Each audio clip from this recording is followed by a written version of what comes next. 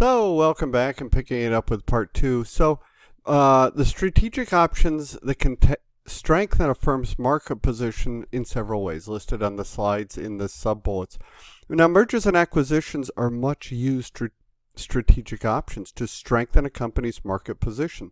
A company I work for regularly buys up small competitors so that it can incorporate their competitive advantage, their unique aspect into their business. It's a common thing in America, probably around the world, to have a great idea, build a small business, show some success so that you can sell it for millions, right? So a merger is the combining of two or more companies into a single corporate entity, with that newly created company often taking on a new name. And so an acquisition is a combination in which one company, the acquirer, purchases or absorbs the operations of another one called the acquired. Okay, and so the merger and acquisition strategies typically set the company's sights on achieving any of 5 objectives listed here in the slides. And so you think to yourself, Hoover had set itself up by not doing well for taking such a big risk when it was warned not to take it by risk management.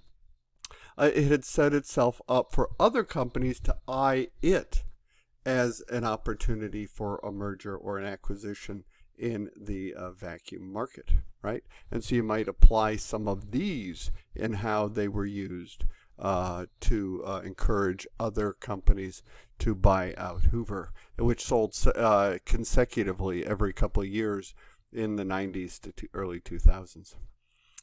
Despite many successes, mergers and acquisitions don't always produce the hoped for competitive financial outcomes.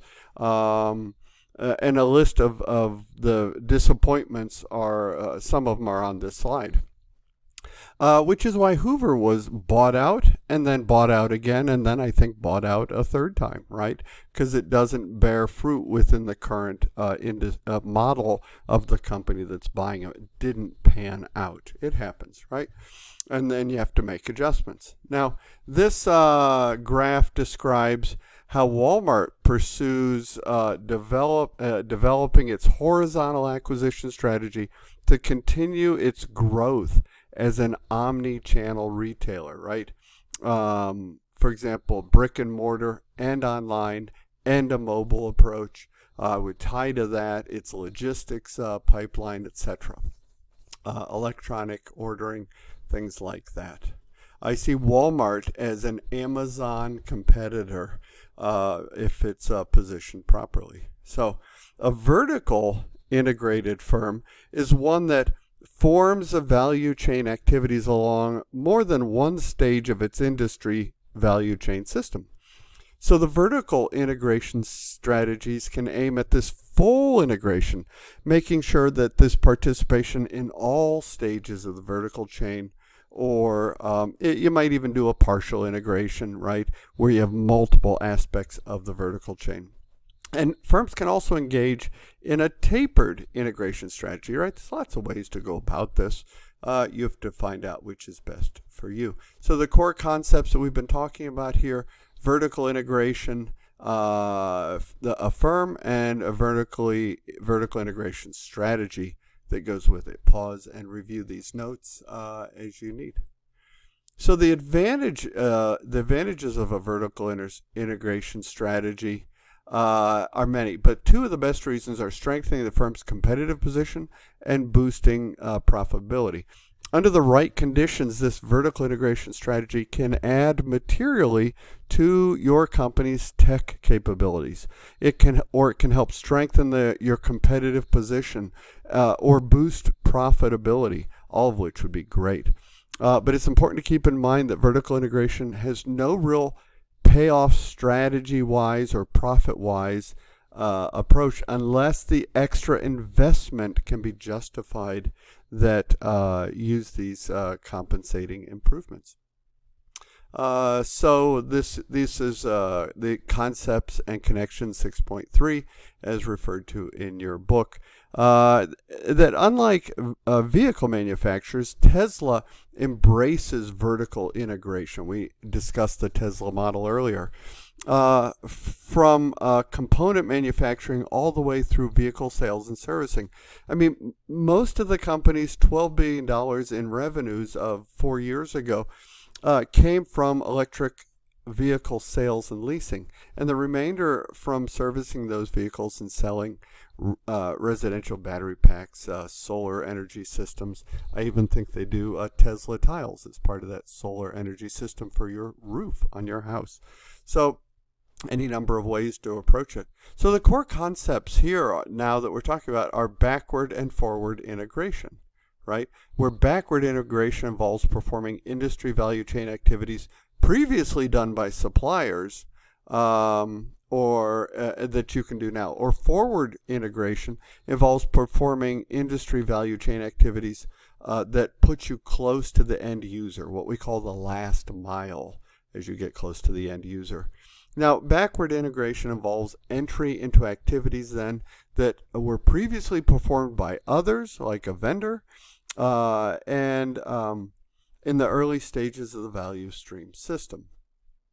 So when backward vertical integration becomes a consideration, there are situations that create opportunities then for cost reduction, which is why you would do that. And those are some examples of the cost reduction. Now, forward integration involves entry into the value chain activities that are closer to the end user, right? Puts you, as I said, in the last mile, right? And so you can gain better access on what the user likes or dislikes, which you can improve your market visibility because they're seeing you there and not the vendor, etc. So those are all good points. Now, forward vertical integration and internet retailing is another opportunity. Direct selling and internet retailing is appealing when it lowers costs or produces cost advantages. Even if you don't lower costs, have a cost advantage over your rivals to produce higher profit margins, really, which is going to help you sustain in the long run. And it allows lower prices to be charged to end users.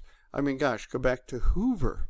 In forward vertical integration, some of that money could have been used to lower prices to undercut the competition as another approach. In the final, go back to their original model, which is to take any retailer that sells their product and give them an extra $20 per item sold, which was their original successful marketing model in the early 20th century, right? So, but there are disadvantages of vertical integration to be aware of also, right? It has some substantial drawbacks beyond the potential for channel conflict, right? And the most serious drawbacks to vertical integration include these following concerns on this slide. So you'll want to pause, review that, and send me a note if you have any questions, but it's fairly self-explanatory. Your book also addresses it.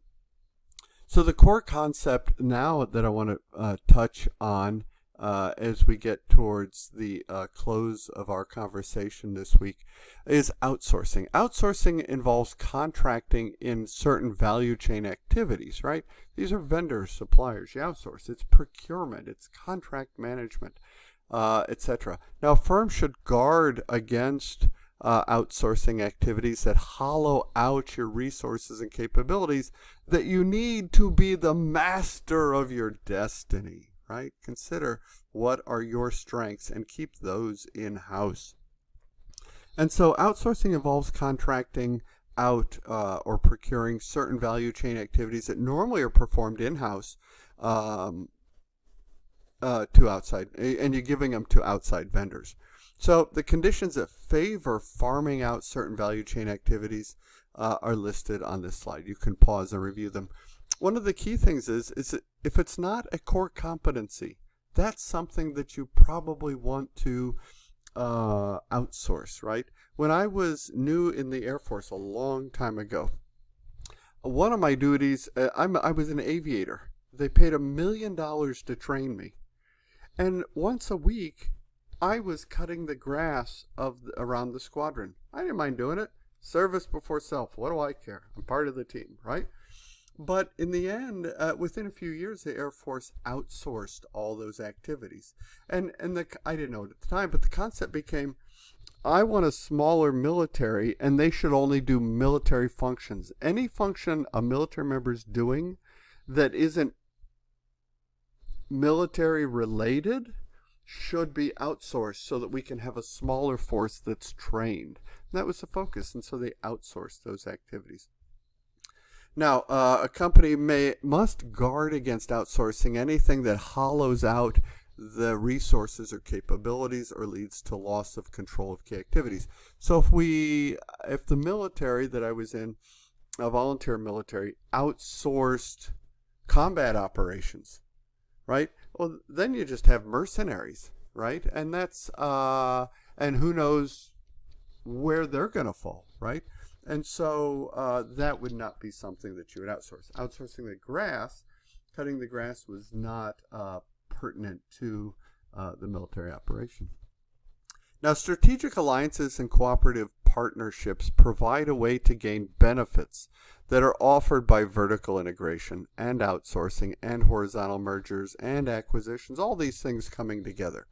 So strategic alliances and these cooperative arrangements, these are a common way of narrowing the scope of operations, and it serves as a useful way to manage outsourcing. It shares risks, it does share control, and there's mutual dependency on each other, and contract negotiations will be keen there. So the core concepts being strategic alliance and joint venture.